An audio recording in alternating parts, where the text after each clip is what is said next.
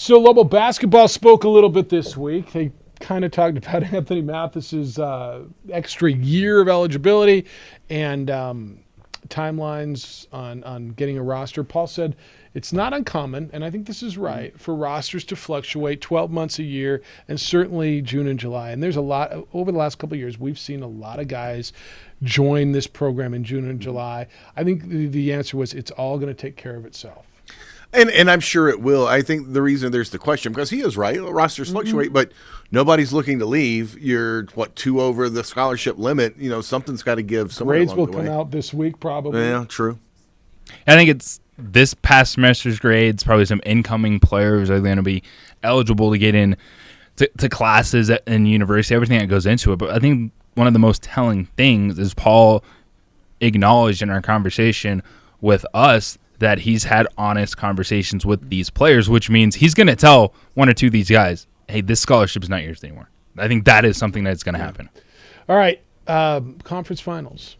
I think both of them are really cool. I think, and we're going to get to Golden State Blazers. Nobody's talking about Toronto, Milwaukee, and I think it's fascinating. I really do. I think they're pretty evenly matched. Toronto's coming in off of that huge Game 7 win. Kawhi Leonard with the game winner. Milwaukee just dismantled the Celtics.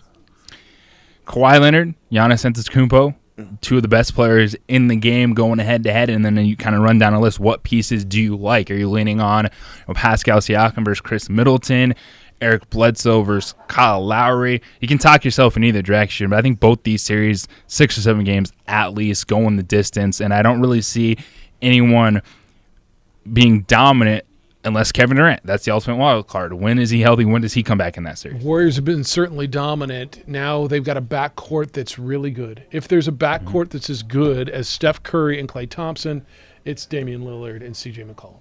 I love this backcourt, and it's the way they play. I know you talked a little bit about, too, Carlisle, coming out early. What are they going to look like in Game 1, setting the tone? Because right now, without KD, these rosters match up really similarly. You know, maybe Draymond Green is that wild card that shifts it back to Golden State, but CJ can create better than Klay Thompson does. Now, Klay Thompson's the better shooter between the two, but I think that matchup evens itself out. And then the one piece you go to is, well, the guy you're going to count on ultimately is Steph Curry.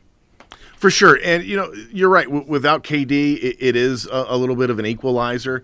But you look at how well Golden State played after he went out and then going to Houston for Game 6 and finishing off that series. They've certainly got momentum, and they're still a really good team without him. But, yeah, with him, they're certainly huge favorites. Without him, it is a lot more even. Here's something that's really cool for fans of what's considered mid-major basketball. The stars in the NBA that are left, if you look at Toronto, San Diego State, New Mexico State, Milwaukee, Giannis didn't play major basketball. Steph Curry went to Davidson. Clay's the big one. He went to Washington State. And then look at Portland, Lehigh, and Weber State.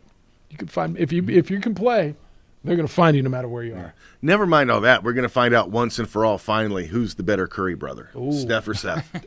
Because there's a big question there. Well, sure.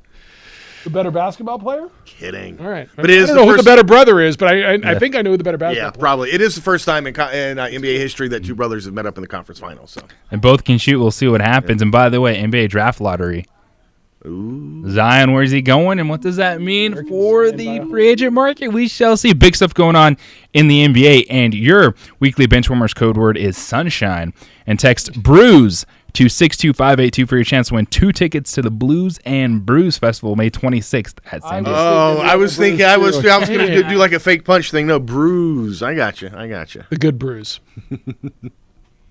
Yeah, I was thinking brews. I was like, is that related to the PBR somehow? Or I don't.